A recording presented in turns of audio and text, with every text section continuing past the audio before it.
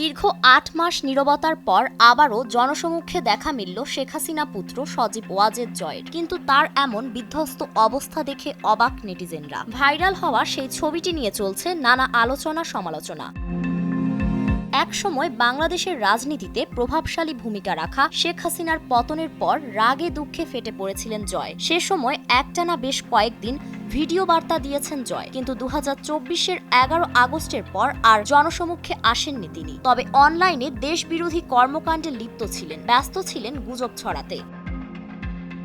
প্রবাসী সাংবাদিক ও online activist doctor Konok Sarwar সম্প্রতি তার ভেরিফাইড ফেসবুক পেজে হাসিনা পুত্র জয়ের একটি ছবি পোস্ট করেন। ছবিটির ক্যাপশনে তিনি লিখেন, বাংলাদেশের জনগণের অন্যতম সম্পদ লুণ্ঠনকারী পলাতক হাসিনার পুত্র এখন নিঃসঙ্গ। আওয়ামী লীগের জন্য ছোট হয়ে আসা পৃথিবীতে নিজের ভবিষ্যৎ নিয়েও তার চেহারায় উদ্বিগ্নতার ছাপ রয়েছে। মাত্র 221 দিন আগে যে জীবন ছিল, এখন তা একেবারে বদলে গেছে। গত 7 মাসে তার বয়স যেন এক ধাক্কায় 7 বছর বেড়ে গেছে।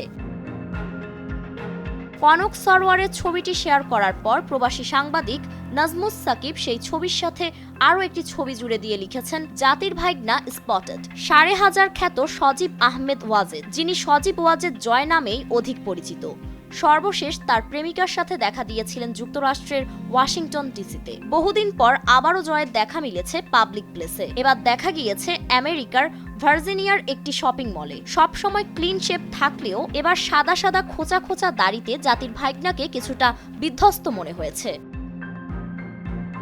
ভাইরাল হওয়া সেই ছবিতে দেখা যায় একটি সোফায় বসে মোবাইল ফোন দেখছেন জয়। ছবির ক্যাপশন থেকে জানা যায়, শনিবার বিকেলে ওয়াশিংটন ডিসির ভার্জিনিয়ার ডালাস শপিং সেন্টারের ভেতরে ছবিটি তোলা হয়েছে।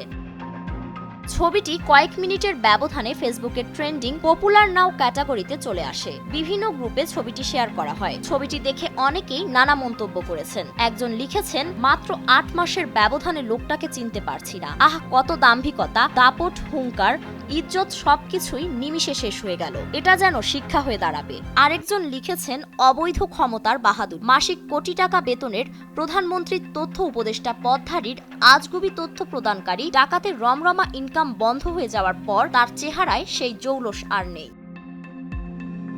ফারিন রহমান প্রীতি, নয়া দিগন্ত।